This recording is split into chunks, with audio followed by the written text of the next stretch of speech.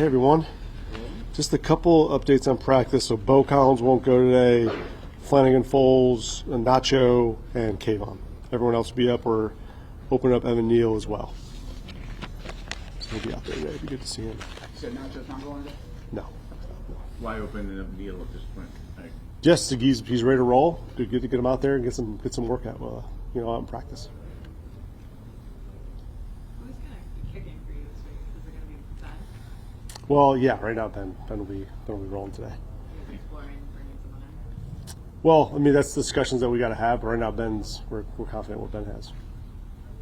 Mike, you've been around for this game a long time. I mean, to go through and have that, he would be your eighth kicker, or if anyone that hasn't kicked since the start of 2 years ago.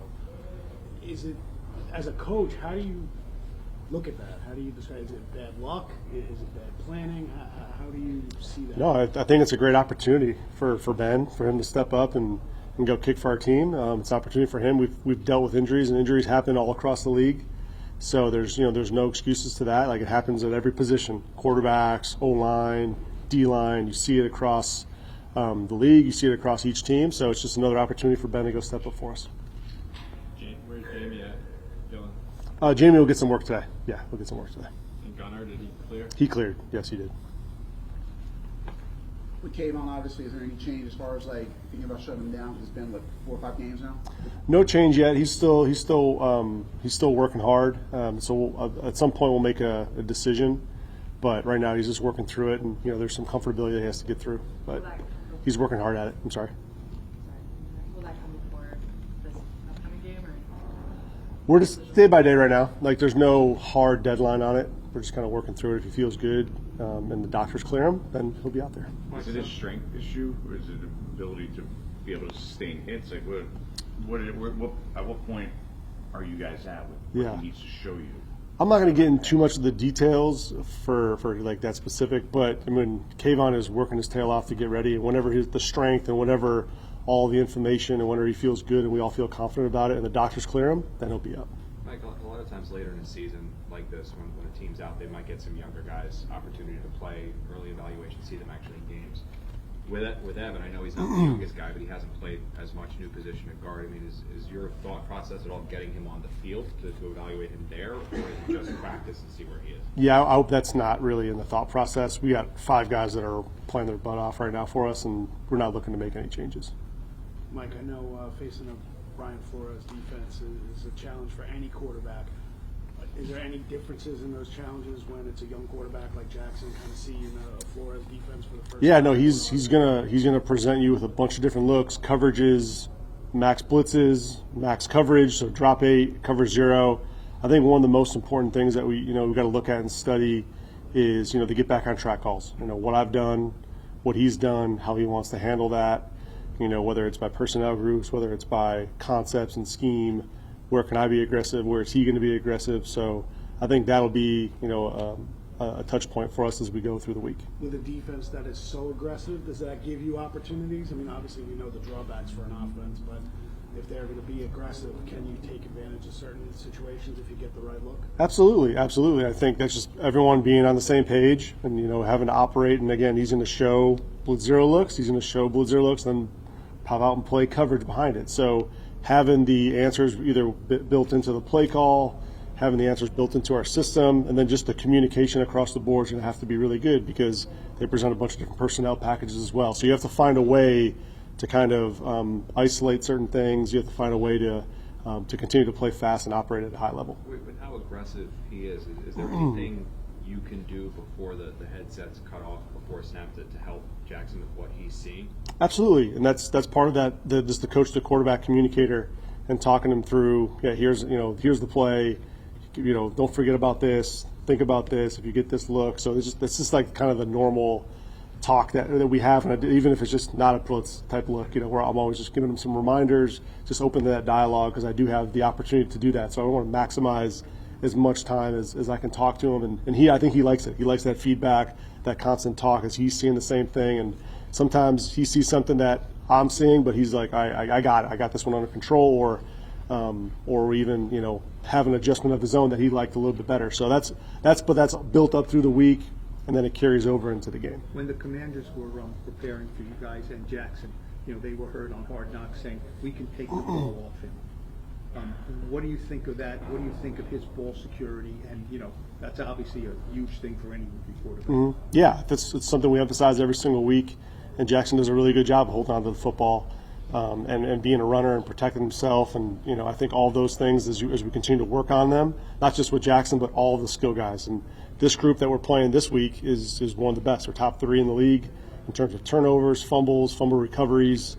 So they do a great job punching at the football. So we got to have drills and we got to have an intent on each day in practice here to make sure we get that cleaned up and make sure we're excellent on the game day. With all that emphasis and everything, and there's been so much talk around Jackson, with Jackson, about running, protecting, all this other stuff. I mean, you were a quarterback, you're around quarterbacks. I mean, is it all too much?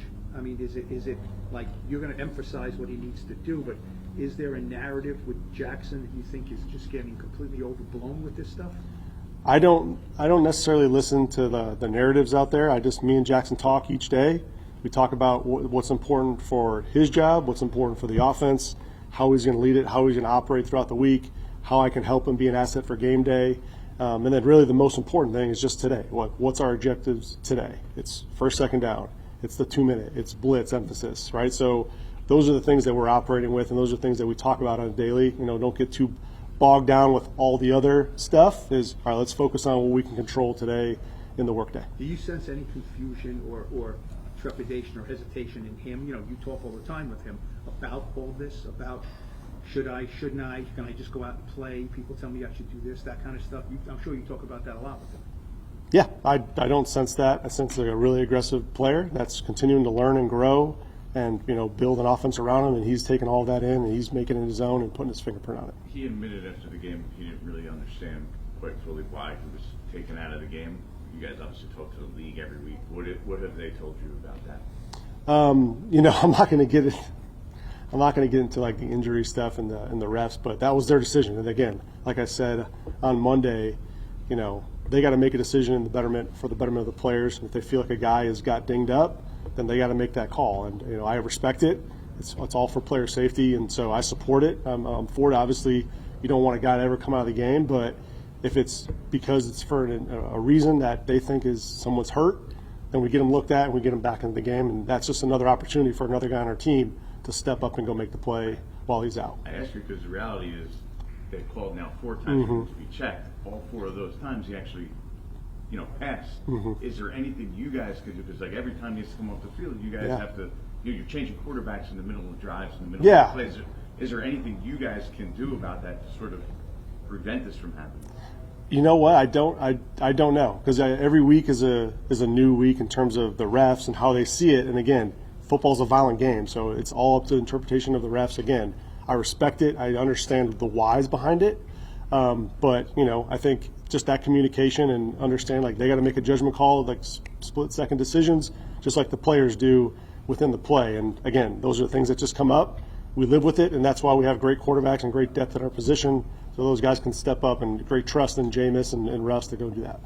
Mike, how would you assess, obviously you guys are from the league, but how would you assess how the offense has looked as a whole without him? Obviously, Jackson's played well, Wandell's closing 1,000 yards, and your tight end stepped up. Yeah. How would you assess how this offense has looked without the league? Not saying he's not important, but just stepping up without him as a whole. Yeah, I think everyone, not just the receiver room, but the running back room, in terms of Scott, the O-line room stepping up, the quarterback. I mean, the whole collective, and that's just a compliment to our coaching staff and those guys getting to rally around each other, the players getting to rally around each other. I'm just really proud of that group for stepping up, regardless of the injuries, regardless of the situation, continuing to fight, continuing to battle, coming in and having rock star walkthroughs, and having installations that open up great dialogue and communication between the coaches and the players to really make sure we're all on the same page. And so I'm proud of the group. We have a bunch of great leaders. You hit on Wandell and Slayton, but you can go down the list of, Andrew Thomas, GVR, Runyon, JMS, Illuminor. These are all leaders on that front 5 that stand out to me. You know what I mean? And I'm proud of those guys. Like, these guys step up when there's an opportunity for them to step up and make a play. They've made them. And again, I can't express how much I appreciate that. We'll take 3 more. On that note, mentioning the leaders, you mentioned obviously just, you guys have been in these games, you just haven't gone the way you wanted to. How pleased are you with how the guys have competed, even though, like for example, first half didn't go as well as you wanted, second half gets played better. How impressed have you been with how the guys have competed during this losing streak, even though the wins haven't come? Yeah, I think the main goal is to win. We want to win, and there's no substitute for that. I think the guys are playing their tails off. I appreciate that. But we got to continue to find a way, continue to push this a little bit more. Where's our edge that we can find to get ourselves over the hump to win a game? And that's things that we're stressing, whether it's fundamentals, right? Whether it's scheme, whether it's matchups. Those are things that we're going to evaluate and continue to try and grow from. But I think yes, all that stuff is right. We're battling. We're playing hard. That's good. We're going to need that. We're going to need more of that to win. Obviously, you guys did a lot of work on JJ McCarthy when he was coming out of the draft last year. What did you see from him then, and when you're watching the film, what do you see from him now? I really enjoyed my time with him and working him out and getting to know him over the course of a really sharp kid, great kid with cool personality. Obviously, he's having some good production right now. He's doing a nice job of kind of managing that game and owning how they're operating on offense, and getting the ball to his playmakers. He's operating fast and aggressive. What do you mean by cool personality? He's got a unique personality. I think he's got just kind of a laid back, chill. But when the lights turn on and when the ball's out there, rolls out there, he flips a little bit of a switch, and it's cool to watch that.